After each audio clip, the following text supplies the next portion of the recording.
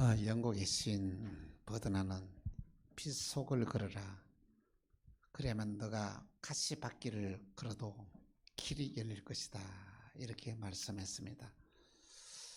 참 빛은 놀라우신 능력이 나타납니다. 빛이 비치는 곳마다 생명이 살아나고, 빛이 비치는 곳마다 열매가 맺고, 빛이 비치는 만큼 어두움이 물러가게 되는 것입니다. 빛에는 두 가지 종류의 빛이 있는데, 하나는 태양빛입니다.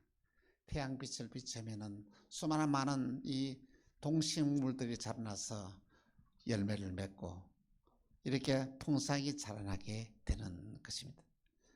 그리고 또 하나의 빛이 있는데, 이 빛이 뭐냐 하면은 하나님이 비치는 빛인데, 그 빛을 받으면은 우리 인생이 바뀝니다. 어두움이 물러가게 됩니다. 밝은 빛으로 살아갈 수가 있습니다. 예수님은 당신의 나는 세상에서 비추는 빛이다, 이렇게 말씀했습니다. 오늘 저와 여러분의 심령 가운데 예수의 빛이 들어오게 되면은 여러분의 인생의 운명이 달라지고 새 생명의 삶, 능력의 삶, 기쁨이 넘치는 삶, 축복의 삶을 살게 되는 것입니다. 참 빛의 여호와는 너무 참 놀라운 것 같습니다. 얼마 전에 저희 사무실에 그 화분을 하나 이렇게 사놨는데 좀 지나니까 잎이 자꾸 떨어져요. 그래서 왜냐하면 다 떨어지고 죽게 되는데, 아이고 이제 죽게 되었다 하고는 저쪽에 창 가운데 이렇게 화분을 옮겨놨더니만 세상에 살아나요. 얼마나 저 잎이 많이 나고 막 살아나는지 여러분 저 뒤에 나가면서 화분 저 앞쪽에 있습니다. 가면서 한번 구경해 보시기를 바랍니다. 빛은 참으로 놀라운 역사가 납니다. 오늘 저와 여러분의 마음속에 하나님의 빛이 비춰지면은 여러분의 마음에 불안한 것이 다 물러가게 됩니다. 하나님의 빛이 비추면은 어둠이 자리를 잡지 못합니다. 오늘 저와 여러분에게 정말 이 놀라우신 빛을 받는 은혜 역사가 이 자리에 참석한 여러분에게 임하기를 주 예수 이름으로 축원합니다.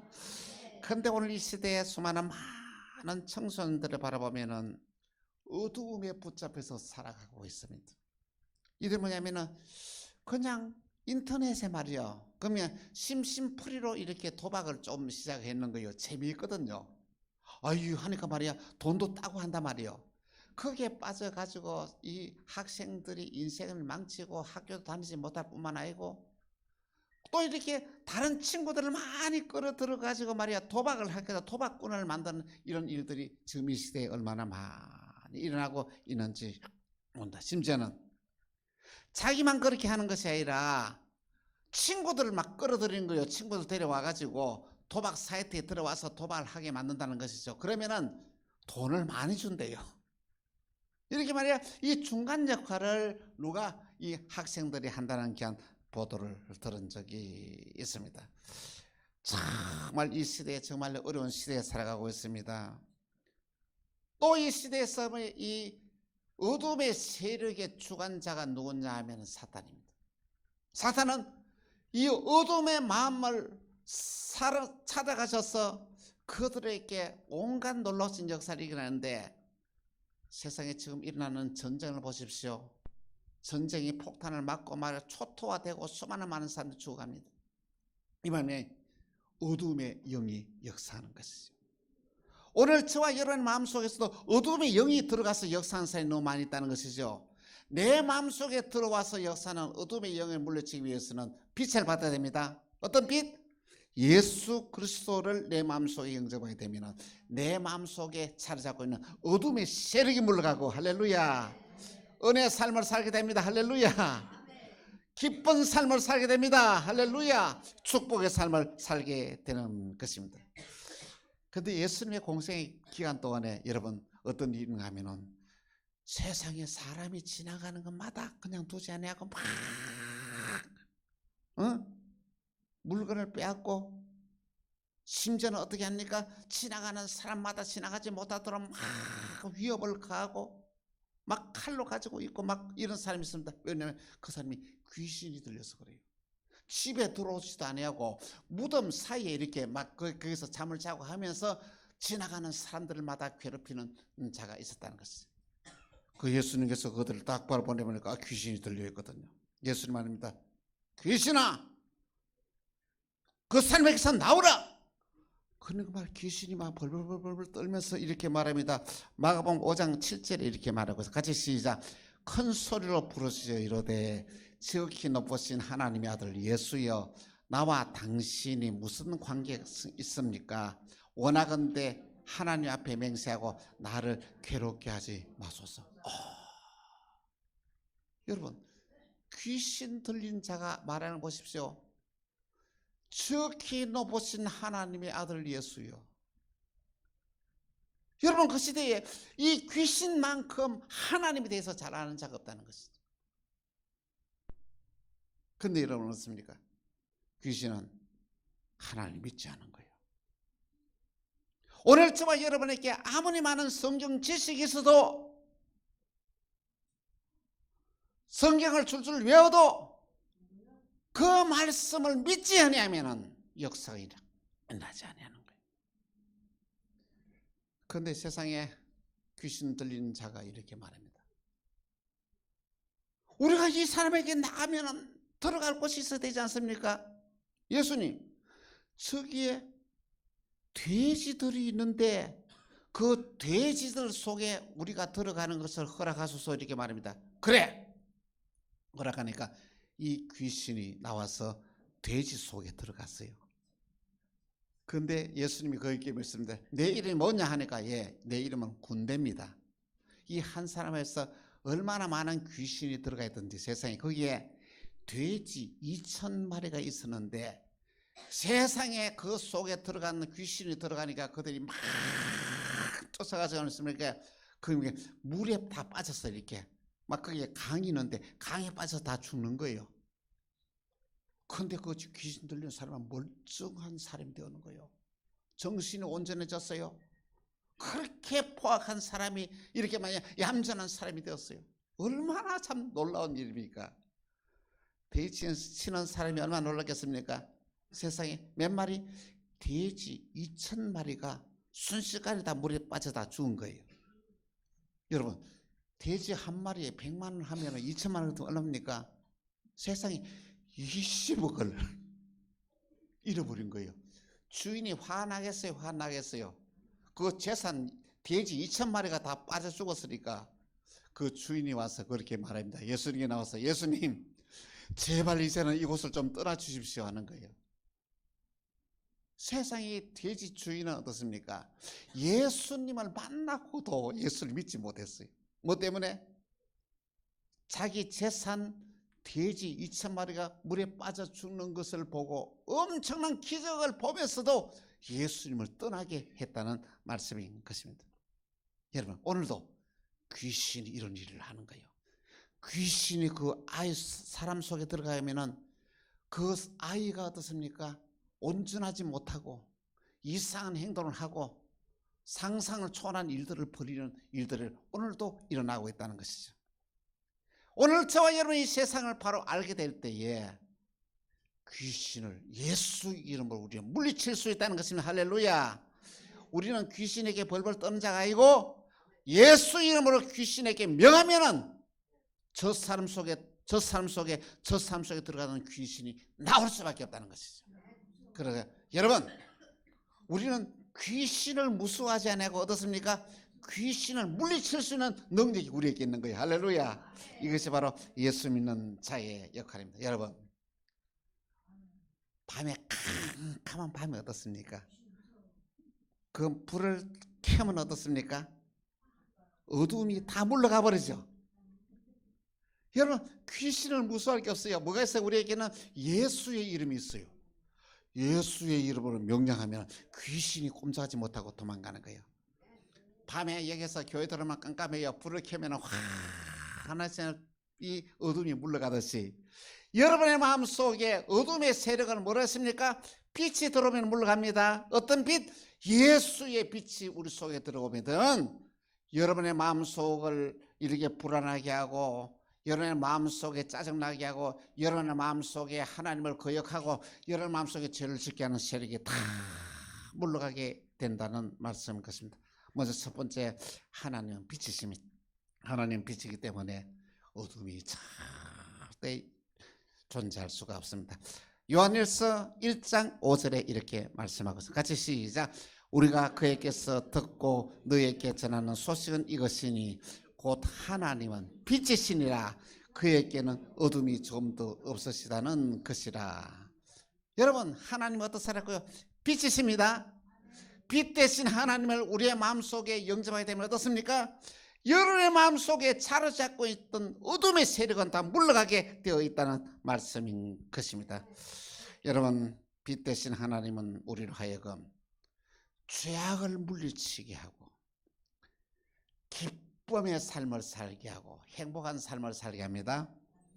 빛이 되신 하나님은 우리로 하여금 성결한 삶을 살게 하고 거룩한 삶을 살게 합니다. 생명의 빛은 우리로 하여금 내 마음속에 나는 좌절과 불안과 공포와 염려를 다 물리치고 희망과 소망을 가지고 살게 한다는 말씀인 것입니다. 사도 요한은 부활하신 예수님을 밤모습에서 만났습니다. 그런데 예수님이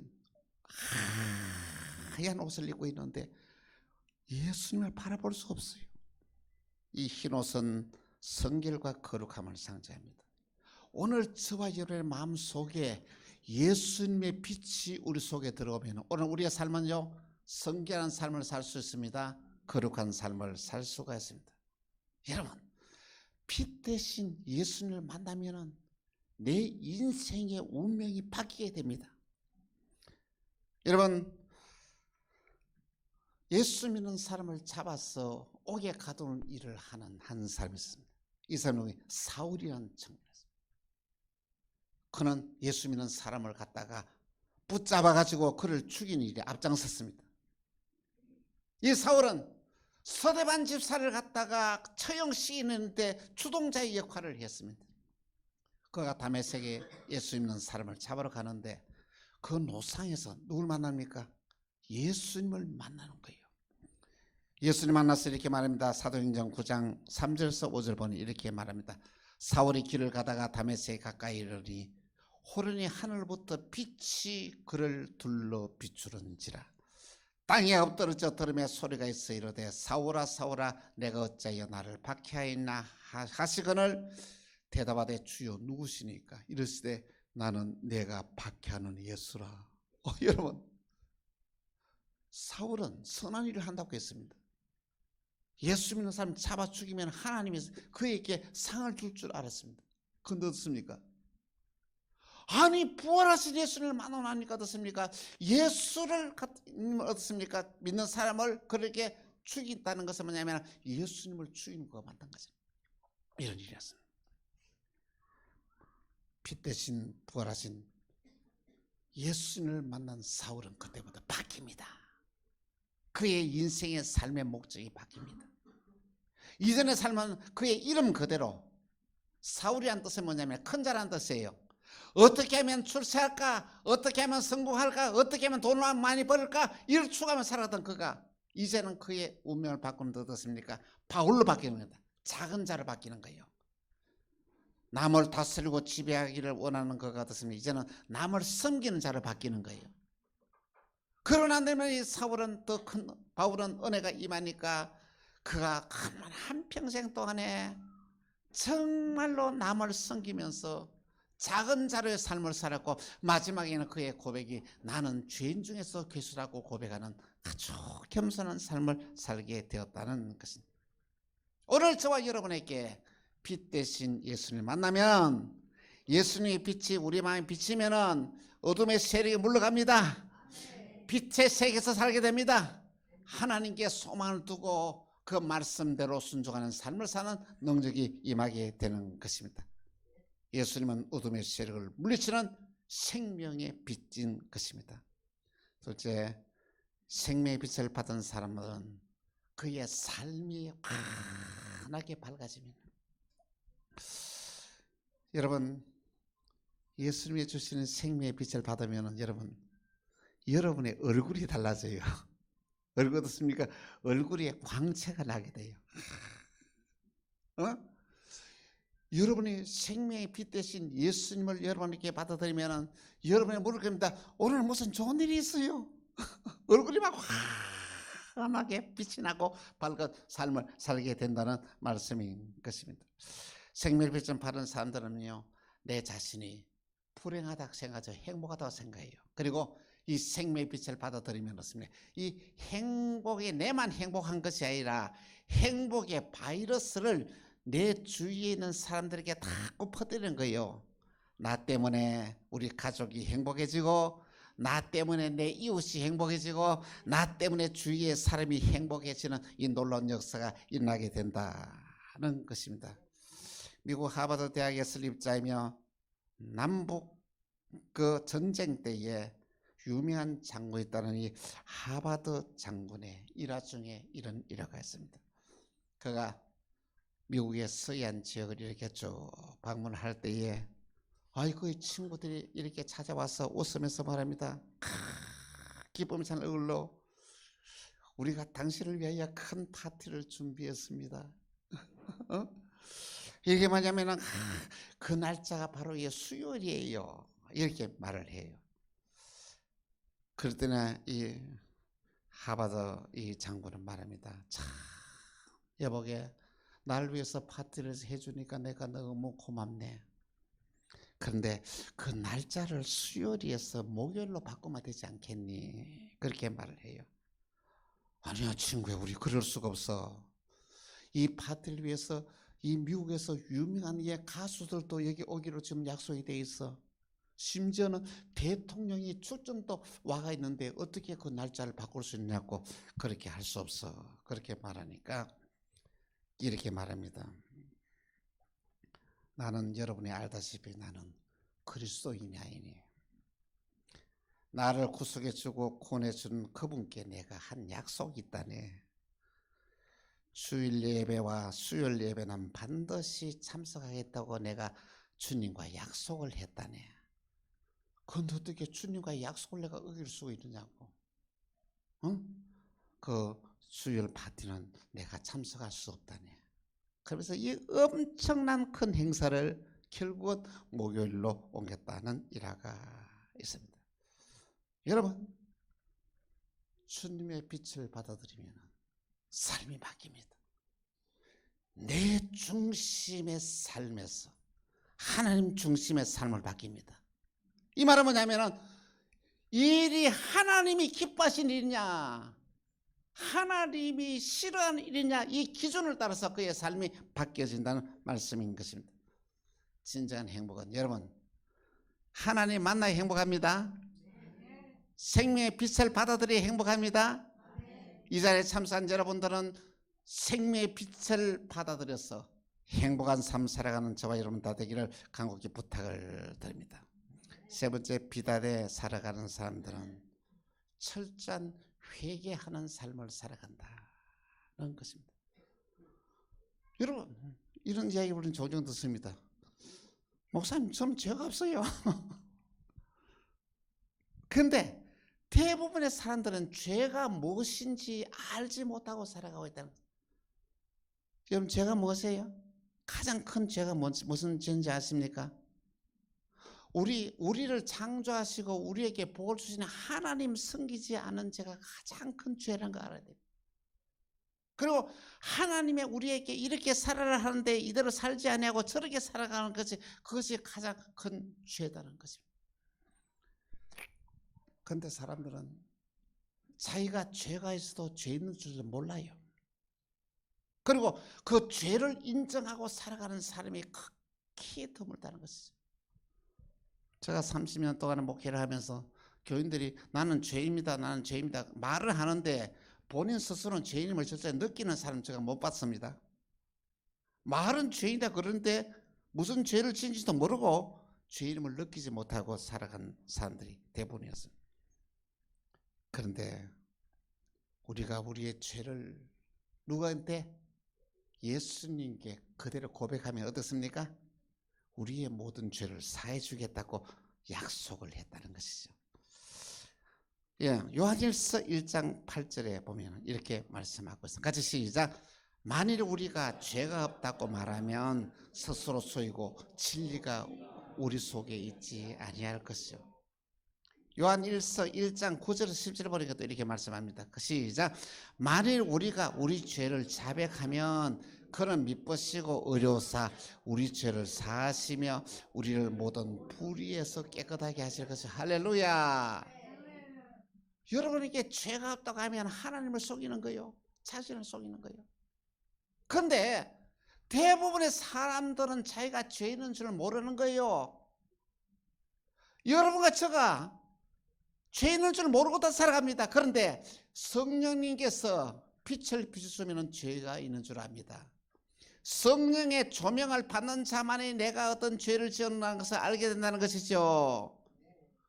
오늘 저와 여러분에게 도덕적으로 죄가 이것만 죄라고 생각하는데 이게 아닙니다. 하나님의 뜻을 쫓아 살지 않은 것이 죄다. 그래서 주님 말씀하시기를 내가 선을 행하지 않은 그 자체도 죄다고 말씀했습니다. 오늘 저와 여러분들은 이 죄를 자백하고 회개함으로써 여러분의 인생에 운명이 바뀌지는 놀라운 일들이 일어나기를 바랍니다. 여러분 죄를 자백하면 어떤 일이 일어나는지 아십니까? 회개 운동이 나는데 회개 운동은 내 인생의 운명을 바꾸면 아니라 이 교회의 운명도 바꾸고 이 나라 운명도 바꿉니다. 1907년에 도사경회가 장대영 교회에서 모였습니다. 1500명들이 모여서 열심히 이렇게 기도하고 막 찬송하고 말씀 들어가도 은혜가 임하지 않은 거예요. 집회했는데 은혜가 임하지 않아요. 그때 어떻습니까? 길선주 장로님이 공중 앞에서 나와서 그렇게 합니다. 여러분, 저는 죄인입니다.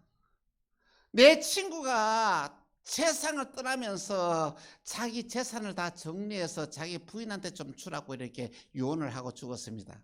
그런데 친구의 재산을 정리해서 부인한테 다 주지 않고 그 중에서 얼마를 떼가지고 내 것으로 만들었습니다. 이렇게 말이야 친구의 이 안에 돈을 내가 빼앗았으니까 내가 얼마나 큰 죄인입니까? 나는 죄인입니다. 회개했어.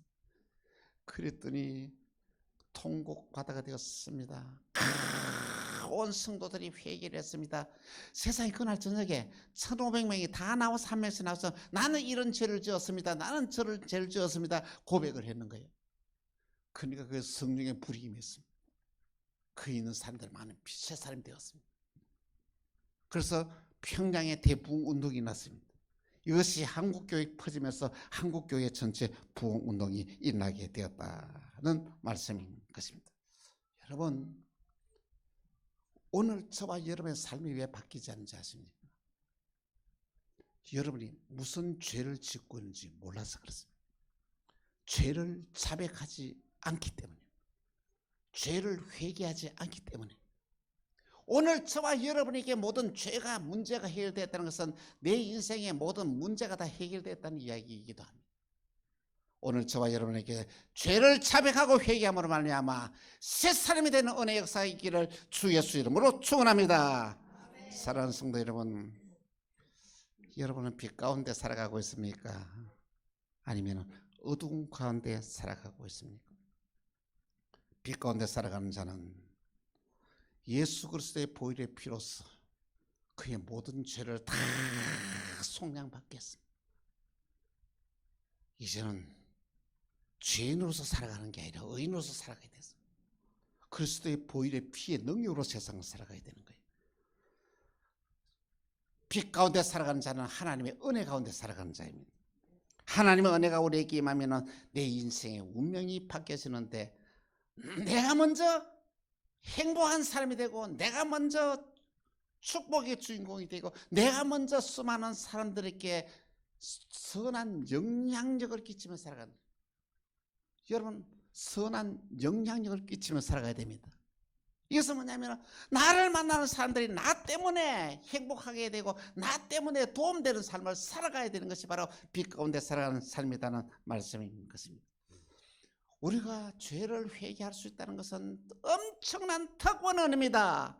예수 그리스도의 보혈의 피로써 우리에게 이루어진 이 속죄의 은혜가 이 회개에 있다는 놀라운 사실을 기억하시길 바랍니다. 비단에 생활하는 자는 어둠의 일을 벗어버린 자입니다. 비단에서 생활하는 자는 죄 사함의 은혜를 날마다 체험하면서 살아가는 자입니다. 빛 가운데 살아가는 자는 성결하고 거룩한 삶을 살아가게 됩니다. 우리 모두 주님 비춰주시는 빛 안에서 자유하는 삶, 은혜의 삶, 축복의 삶을 사시기를 주 예수 이름으로 축원합니다. 기도하겠습니다. 빛 가운데 계신 하나님, 저희에게 이 빛을 비춰주시사 내 내면 속에 자리 잡고 있는 어둠의 세력들 다 물러가게 하시고 생명의 빛 안에서 밝게 빛나는 삶을 살아가는 복의 복을 더하여 주옵소서. 우리 자신이 먼저 행복하게 하시고 행복의 바이러스를 퍼뜨리며 살게 하시고 내 주위에 있는 사람들이 모두 다 행복해지는 복의 복을 우리 모두에게 허락해 주옵소서. 주 예수 그리스도 이름으로 기도합니다. 아멘.